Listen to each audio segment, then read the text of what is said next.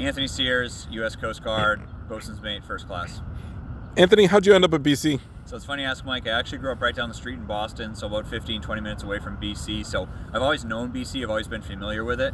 I was actually home on leave in 2018, and I was driving down the street by the reservoir for some reason, and I saw gassing off in the distance, and I figured, hey, BC, I knew I wanted to go to school, back to college at some point in my life, and I figured, hey, why not go take a tour of BC? So I went and parked my car in the garage and then hopped in the first tour group I saw, because I saw a bunch of groups going around. And I walked around the tour group, fell in love with the school, felt at home right away. And then I went into the admissions building. I said, hey, how can a student veteran apply here? I imagine the process might be a little different. And she said, oh, go to Lions Hall, go talk to, there's a Navy vet in there. And I went in there and met up with the Navy vet. His name was Aiden. Turns out we went to the same high school, Catholic Memorial. He was a few years ahead of me, so I didn't really know him. He was class of 06, so way ahead of me. I was 13. But anyway, he said, oh, go talk to go talk to Dean Claudia over in the Wood School.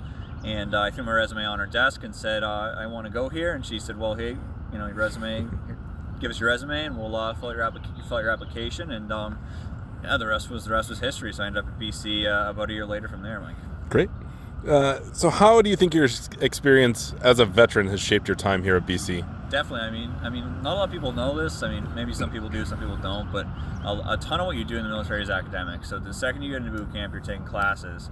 Aside from the physical and lack of sleep and the physical aspect of it, you're always in the classroom. So from day one in the Coast Guard and the military in general, like, you're always taking classes, you're always doing school, you're always learning the qualifications, your job, whatever it is you do.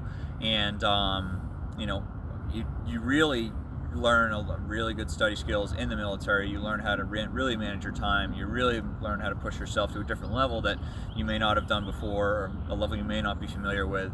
But that being said, I think that level of, you have to learn this. In the military, you report to a ship.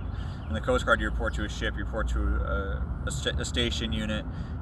You really don't have a choice. You have to learn that material. So when you get to BC, you're ready, because you're prepared in the sense that, okay, you study a qualification, you study for a job.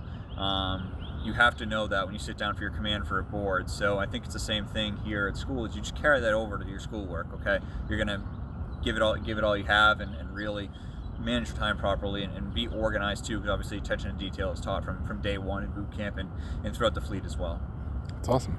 Lastly, if you had to tell civilians or give them one word of advice on how to work with veterans, what would it be? Well, I think at the end of the day, I mean, remember, we're just people too. I think that don't be afraid to approach us, ask us questions. I think that veterans bring a certain level of perspective and life experience, especially some of the younger ones that may have a certain life experience and certain travel and perspectives that their peers may not have. But it's all in good nature, and we all want to obviously do well in school, just as you guys do. And I think that we bring a lot to the table in terms of dialogue and debate and our life experiences. And I think that obviously just treat us like people, and obviously we're going to do the same. Thanks.